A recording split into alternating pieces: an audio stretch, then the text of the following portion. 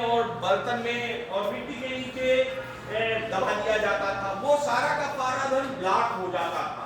लेकिन आज के समय में ये जो सांकेतिक मुद्रा आई है, इसका जब हम उपयोग करते हैं तो तरल मुद्रा के रूप में जब धन का उपयोग होता है तो वित्तीय विकास ज्यादा होता है। बैंकों का इसी क्षेत्र में योगदान है और बैंकें इसीलिए जानी जाती हैं कि उनके पास कोई व्यक्ति धन जमा करता है। अगर आपके पास 10,000 रुपए हैं और आपने किसी बैंक में एफडी करा दी तो उस आपके 10,000 रुपए को कैलकुलेट करते करते बैंक के माध्यम से न जाने कितने लोगों को लाभ होता है।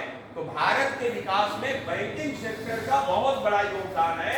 इसलिए एक समय श्रीमती इंदिरा गांधी ने बैंकों का राष्ट्रीयकरण किया था। अब देखें, कई बैंकें होने के कारण आप समझ सकते हैं कि होता क्या है।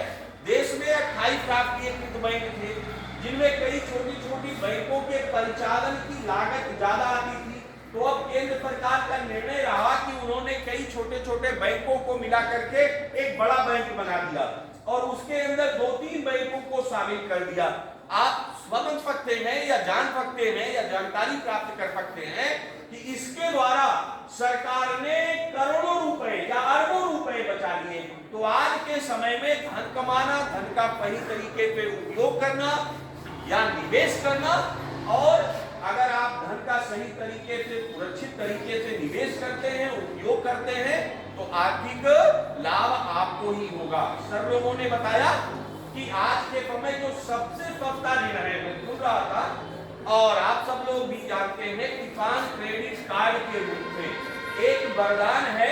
और ज्यादातर हमारे जो प्रशिक्षणार्थी बैठे हुए हैं, किसी न किसी रूप में हम कृषि कार्य पे या ग्रामीण क्षेत्र में हमारे प्रशिक्षणार्थी कुछ संबंधित हैं। तो किसान क्रेडिट कार्ड एक ऐसा उपहार है सरकार के द्वारा कि आपकी जमीन केवल जहां है, जिस रूप में है, जैसे है वैसे ही है, और आप उस पर कृषि कार्य करने के लिए छमाही, शायद उसका होता है छमा, क्योंकि 2 फसलें मानी जाती हैं और छमाही ऋण ले सकते हैं। और एक तरह से केसीसी आपका बना हुआ है तो समझिए उतना धन आपके अकाउंट में जमा है। जैसे आप चेक जारी करते हैं वैसे चेक जारी करके या एटीएम का उपयोग करके आप उस धन को निकाल सकते हैं और समय पे भुगतान कर देते हैं। तो मात्र केवल 4%। एक समय हमारे देश में ऐसा था कि किसान जो है, आप सब लोगों ने पढ़ा होगा, नहीं पढ़ते हैं तो जागरूक रहिए, महाराष्ट्र और पंजाब और गुजरात के क्षेत्रों में विशेषकर वे क्षेत्र जहां पर